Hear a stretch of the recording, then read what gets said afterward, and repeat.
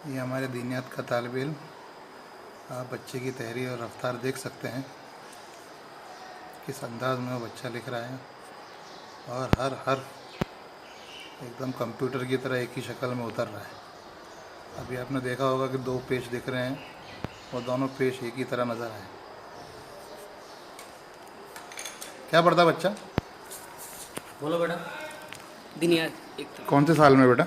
साल 2। साले दोम, यानी दीनियात का दूसरा साल चल रहा है अभी। जी। क्या नाम है बेटा आपका? मोहम्मद वकील। मोहम्मद वकील, माशाल्लाह। कहाँ के हो बेटा? बिहार के। बहुत अच्छा। कटिहार। कितने पारे लिख चुके अभी तक? 10-12। 10 पारे, माशाल्लाह ये माशा। इसमें 4 और दूसरा कुरान 6। कब तक पूरा हो जाएगा कुरान ये? बकरीद में पीछे साल। अभी पूरा कब हो जाएगा ये? इस साल में पूरा कर लोगे इसको? जी। कौन से उस्ताद के पास पढ़ते हो? मोलिनूस। माशाल्लाह। मौलवी यूनुस कौन से? 4 नंबर बरहानपुर। माशाल्लाह माशा। ठीक है बेटा, जज़ाकुमुल्लाह खैर बेटा।